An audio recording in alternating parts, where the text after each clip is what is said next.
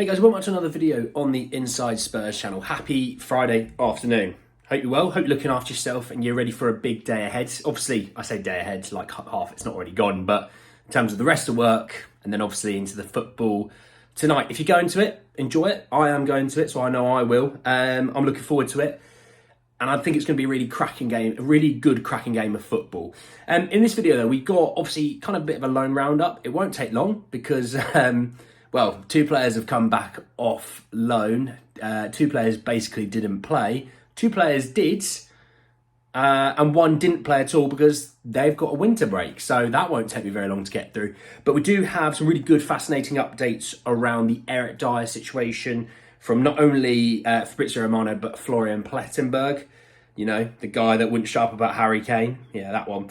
Obviously we do have some fascinating quotes from the Juventus director around sort of their January transfer window as well. So plenty to get into, plenty to talk about. Just want to say, if you're new, subscribe. You're very much welcome to join us for the journey.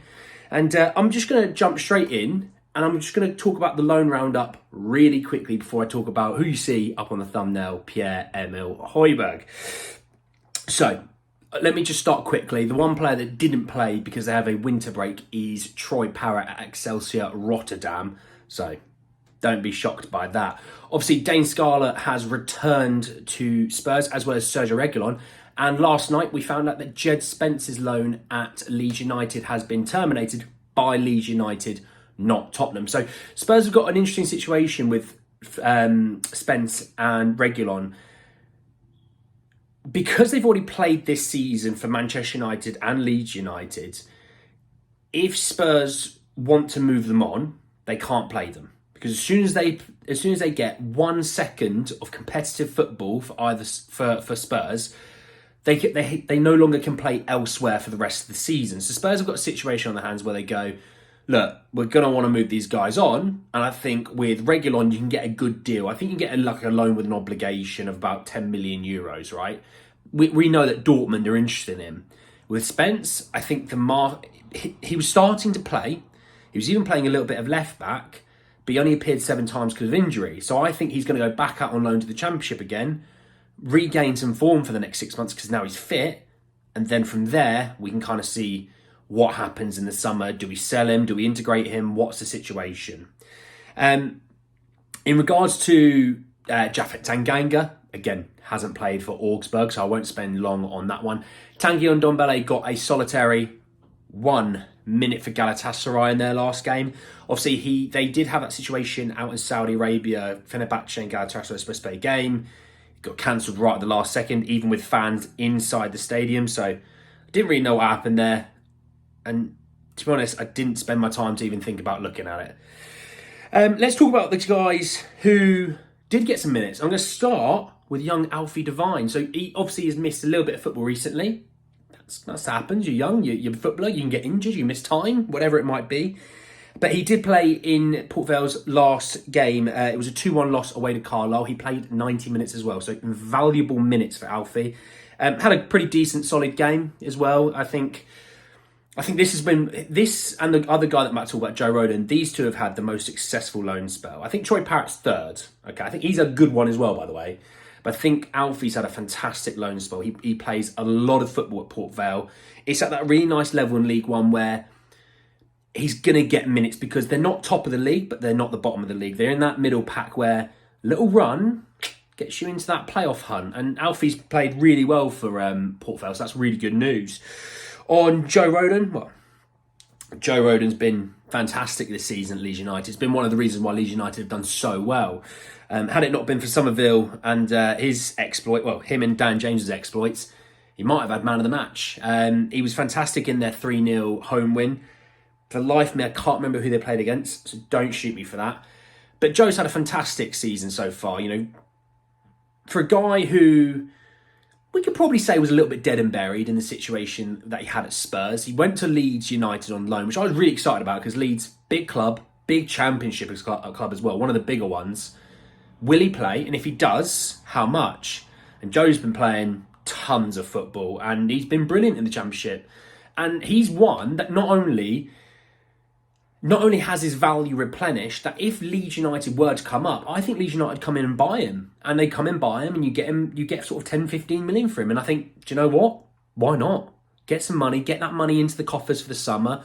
You sell Reguilon and you get the money in the summer, because I think it'll be a loan with an obligation. That goes into the summer kitty as well. Does Spence do well? And if he does, do you sell him? Again, kitty in the summer. Japhet Tanganga, I don't see Augsburg picking his obligation to buy, because it's all about performances. So again, that might be a situation where a loan situation. In Ndombele, don't know. Parrot's done well, but we'll have to see. He's got another sort of 6 months over in Rotterdam. And yeah, like I said, Dane Scarlett's back, and I assume he'd be on the bench today. There's one guy that we did send out on loan, and that guy's name is Josh Keeley. He is the under-21 keeper for the Republic of Ireland. He's gone to Barnet on loan, so we'll have to keep an eye. We're going to put his name to the list. Get rid of Reguilon, Spence, and Scarlett. We'll throw Keeley on the bench, and hopefully Soonsup Bell, who I talked about yesterday. Let's talk about some transfers. Let's talk about Pierre-Emile Hojbjerg situation and the Juventus links. So it came from Juventus director Guintoli, what a name, and they said that Calvin Phillips or Pierre-Emile Hojbjerg, in this moment we don't see any opportunity on technical and financial point of view. We are not forced to sign a new player, we only look for correct opportunities, and we can't see anyone as of now. Now, I don't think Spurs are desperate to sell Højbjerg. I think it's one of those that they go, we'll move him this summer, we'll replace him in the summer, there's less work for us to do in January. But I still think Spurs need to bring someone in January. Maybe it's a younger player that you can sort of coach up as the year goes on with a bit of game time here and there. But I think we still need someone in the midfield as of now. Now, in this situation, I can still see Juventus maybe, even if it's like they get him this month on loan with an obligation to buy for the summer, and you replace him sort of now and say, well, the money will cover it then, that could work potentially. But Spurs aren't desperate to sell him. So if they're not desperate to sell him and they're not going to get the money that they want, we won't sell him. And I don't hate that, to be honest. As much as I think we could do with an upgrade, you can't do everything this window. And you couldn't do everything last window. You've got next window where you'll be able to do a big chunk of what you want to do, where you want to get some players out, you want to replace them with proper Ange players. There you go, there's the opportunity. But this window, I think it was more about replenishing than losing, to be honest. Next window, it'll be about making sure that we move players out the door. Speaking of players going out of the door, we're going to speak about Eric Dier. So we've got a couple of little bits. So first and foremost from Fabrizio Romano, he said that Eric Dier, one of the options now being considered by Bayern as new centre-back after deal discussed already last summer. So we know that. Tottenham open to let him leave as soon as they sign a new centre-back now. Bayern would decide on the next days who's the player they want. Let me just read you Florian Plettenberg and then we'll talk about it. And he said, yes, he's still on the list of Bayern and there is a verbal agreement in principle about a potential move. Talks and ideas about a permanent deal, but understand there is no financial decision yet. Bayern is exploring additional alternatives. However, Tuchel is putting pressure and aims for new signings as soon as possible.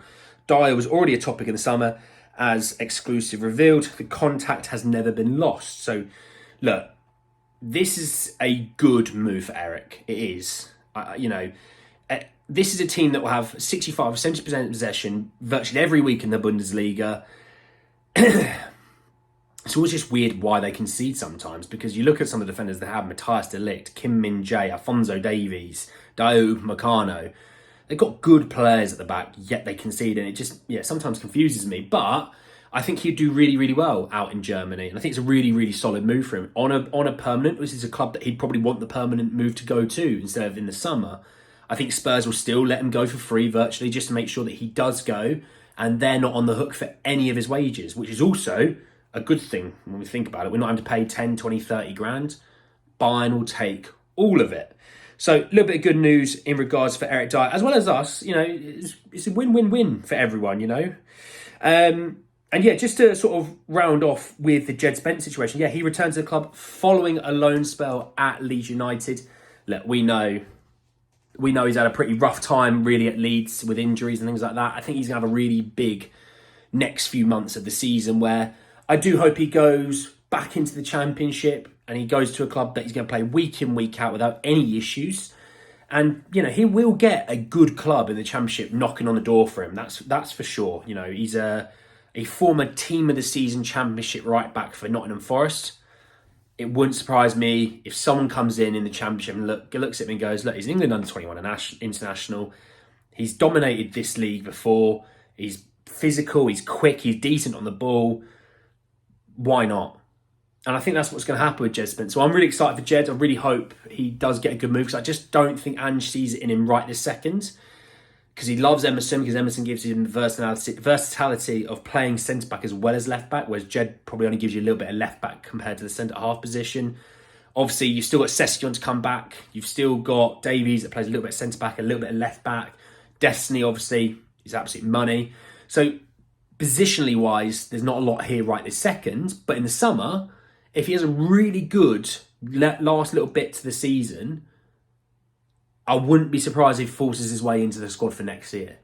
But if he has a good 6 months of the season and still isn't truly keen on him, he'll then have a market that you can cash in on. Because it wouldn't surprise me if it's a good 6 months that a team that comes up, a Leicester, an Ipswich or anything like that, that they go, we'll have a little bit of Djed Spence, thank you very much. It wouldn't surprise me. It wouldn't surprise me if a team lower in the league has a little look at him. What if one of the promoted teams stay up? Could be a potential option. There are other teams in the league that I do look at some of their right backs and think, I think Spence could probably beat him out. So, interesting to see. Anyway, guys, that's the end of the video, and that is me done for today. Obviously, I'm going to the Spurs game, so there will be no video later on tonight. So, yes, just want to say, like the video if you did enjoy it. Hit me in the comment section below your thoughts and feelings about the boys out on loan. The Djed Spence returning. Obviously, Scarlett and Reggie, if you want to talk about that, and them returning. Obviously, Eric Dier and the proposed move to Bayern Munich. I want to know your thoughts and feelings ahead of that. Obviously, Josh Keeley going out on loan. Want to talk about that? Happy to talk about that as well. Obviously, Højbjerg situation. It's always good when you get a director talking, because it feels like you get a bit more substance to the situation. Subscribe to the channel if you're new and hit the bell notification for more. But anyway, guys, that's the end of the video. I'll see you all very, very soon. Take care, guys.